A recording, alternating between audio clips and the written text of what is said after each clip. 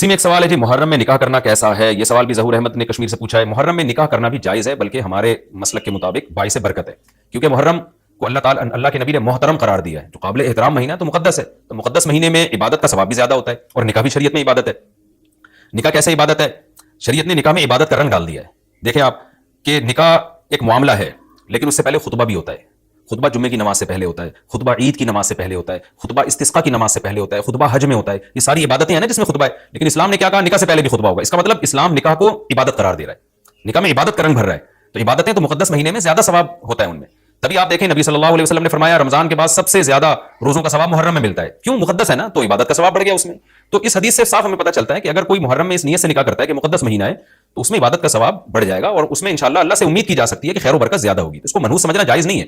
اگر آپ کہتے ہیں اس مہینے میں چونکہ حضرت حسین رضی اللہ تعالیٰ عنہ کی شہادت ہوئی ہے اس لیے منحوس ہے، تو یہ غلط ہے۔ ایک تو ہماری نظر میں شہادت ایک بہت مقدس مقام ہے، اس کی وجہ سے کوئی مہینہ منحوس نہیں ہو سکتا، مقدس تو ہو سکتا ہے، منحوس نہیں ہو سکتا۔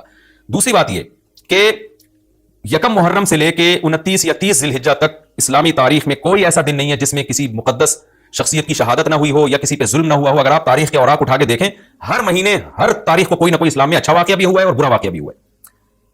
حضرت عثمان رضی اللہ تعالیٰ عنہ کی شہادت ہوئی باغیوں کے ہاتھوں، خود نبی صلی اللہ علیہ وسلم کی وفات ہوئی ربیع الاول میں، اور بھری ہوئی ہے نا اسلامی تاریخ۔ حضرت علی رضی اللہ تعالیٰ عنہ کی شہادت ہوئی۔ تو ان تمام شہادتوں کے آپ ایام نکالیں، ان کے مہینے نکالیں، کوئی مہینہ نہیں بچے گا۔ تو اس بیس پہ اگر آپ کہتے ہیں کہ اس مہینے میں نکاح پسندیدہ نہیں ہے، پھر تو پہلی تاریخ سے لے کے سال کی آخری تاریخ تک کوئی تاریخ بھی ایسی نہیں ہے کہ جس میں انسان نکاح نہ کرے۔ اس کا مطلب پھر آپ کمارے چھڑے چھاٹی گھومتے رہیں، اور مسلمانوں کی پھر گروتھ ریشو تو میرا خیال ختم ہو جائے گا، مر جائیں، کہاں پیدا ہوں گے لوگ۔ اور اگر آپ کہتے ہیں کہ نہیں جی، کسی شخصیت کے کسی دن میں انتقال کر جانے سے یا شہید ہو جانے سے یا اس پہ ظلم ہونے سے وہ دن منحوس نہیں بنتا، تو پھر 10 محرم بھی منحوس نہیں ہے۔ 10 محرم میں بھی آپ نکاح کر سکتے ہیں، اور محرم کے بقیہ تاریخوں میں بھی آپ نکاح کر سکتے ہیں۔ اور روایات میں ہمیں ملتا ہے کہ بعض بڑے بڑے حضرات تھے جن کے محرم کے مہینے میں نکاح ہوئے۔ میں اس بحث میں نہیں جاؤں گا، پھر اس میں تاریخی روایات ہیں، کوئی کہتا ہے فلاں تاریخ تھی، کوئی کہتا ہے، پھر لوگ اس پہ ایک غیر ضروری بحث میں چلے جاتے ہیں، لیکن ہمیں ایسے واقعات ملتے ہیں۔